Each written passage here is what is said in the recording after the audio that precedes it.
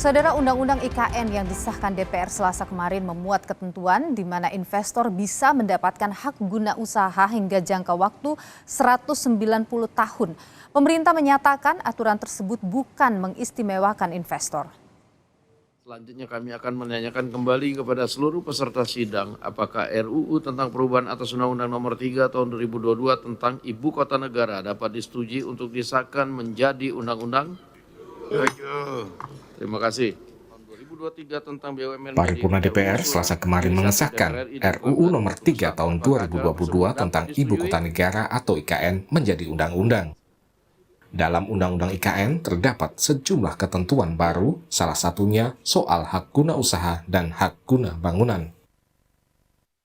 Dalam ketentuan baru tersebut diatur hak atas tanah yang berbentuk hak guna usaha, di mana investor mendapat hak untuk pengelolaan tanah hingga 190 tahun. Hak tersebut diberikan dalam 2 tahap atau siklus.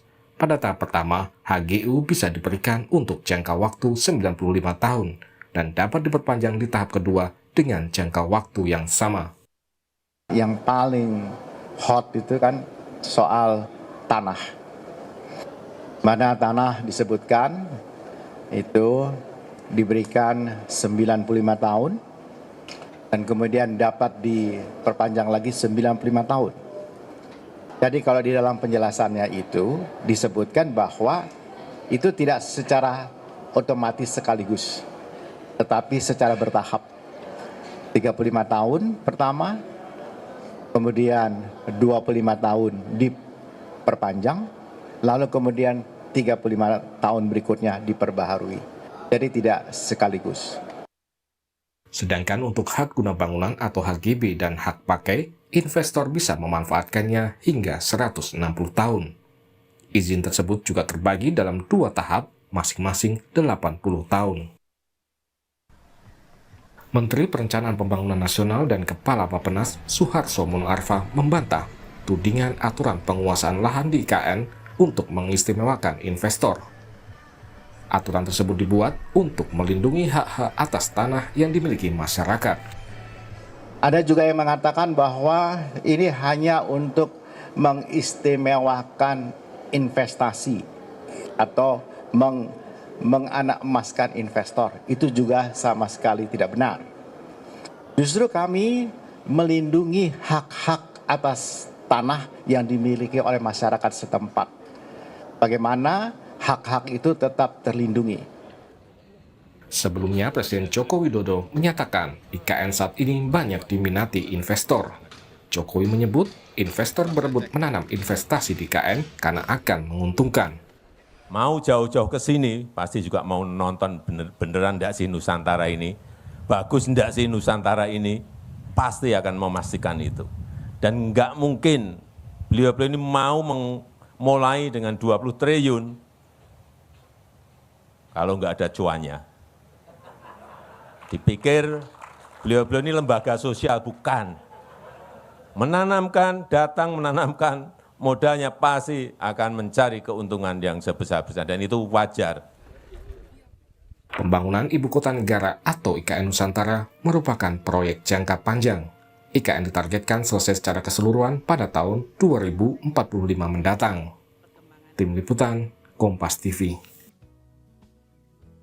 Saudara, DPR kemarin sahkan Undang-Undang IKN. Ada beberapa hal yang menjadi sorotan. Salah satunya adalah pasal-pasal terkait dengan izin pengelolaan lahan di IKN.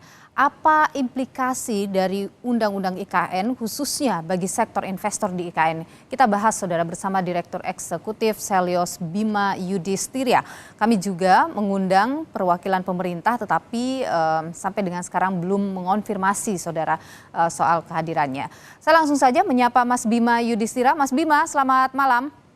Selamat malam. Ya, jadi Mas Bima, kalau kita lihat di sini ya, dari Undang-Undang IKN yang disahkan DPR, HGU juga hak guna bangunan atau HGB ini 190 tahun dan juga 160 tahun. Anda melihat bagaimana nih angka-angka ini di mata Anda? Ya, ini seperti upaya putus asa sebenarnya dari pemerintah. Putus asa karena apa? Ya, bayangkan ya. Dulu kan Undang-Undang IKN kan ditetapkan 15 Februari 2022. sekarang sudah direvisi dan sebelumnya sudah banjir insentif. Dari mulai banyak sekali insentif obral pajak ya, insentif fiskal. Itu ada 9 paling tidak insentif fiskal yang diberikan. Kemudian juga sekarang ada HGU. Jadi ini terlihat bahwa investor memang ada yang membuat letter of intent. Artinya ada minat untuk berinvestasi di IKN. Tapi kalau melihat sampai HGU 2 siklus ya, diperpanjang sampai 190 tahun, ini justru jadi tanda tanya. Berarti proyek IKN ini sebenarnya secara ekonomi harus diberikan dulu ya, banyak sekali pemanis-pemanis tadi baru investor akan tertarik. Oke. Yang kedua juga ini perlu dilihat juga bahwa investor ini kan sebenarnya kalau keuntungannya menarik untuk investasi di IKN nggak perlu sampai 190 tahun diberikan HGU misalnya. Apa yang menurut Anda yang membuat tidak menarik? Maaf saya Ya, potong tadi. Ya ini nggak jelas sebenarnya dari awal karena mau buat pusat administrasi pemerintah kan IKN ini. Tapi kenapa mengundang investor sampai memberikan berbagai karpet merah begitu? Kedua juga jadi pertanyaan besar, menjadi tidak menarik karena ini regulasi kok berubah begitu cepat begitu. Februari 2022 kemudian sekarang sudah ada revisinya. Ini kan artinya ada persiapan yang kurang dalam penyusunan ibu kota negara. Jadi ada pertanyaan dari sisi ekonomi, keuangan, ini sebenarnya IKN ini untuk apa? Ada financial center di situ. Jadi ingin seperti mau dibangun semuanya dengan berbagai fasilitas, tapi jadi pertanyaan, ini kan ibu kota negara. Kok yang membangun kemudian investor, kok menarik investor, terutama juga gencar sekali menarik investor asing. Sementara juga kalau dilihat investor pertimbangannya tahun depan pemilu, berarti ada resiko politik. Sekarang sudah ada undang-undang IKN, tapi presiden ke depan bisa nggak dengan kondisi misalnya kegentingan ekonomi, APBN-nya kemudian bisa dipakai untuk hal lain, mereka menerbitkan perpu, peraturan pengganti undang-undang untuk menganulir berbagai hal yang ada di dalam undang-undang IKN. Nah itu masih terbuka peluang tadi. Oke. Jadi ini justru menunjukkan kenapa sih kok sampai 190 tahun HGU ini berarti secara ekonomi kan panjang sekali gitu loh break even-nya, panjang sekali pengembalian modalnya. 35 tahun, kalau itu untungnya besar, HGU 35 tahun, itu pasti banyak investor yang masuk. Tapi Mas Jadi Bima, nggak ada proyek ini, ya. Tapi Mas Bima kalau Anda melihat misalnya dengan memberikan tawaran manis tadi itu bisa realisasi investasi di IKN itu benar-benar akan besar dan bagus. Masih meragukan itu.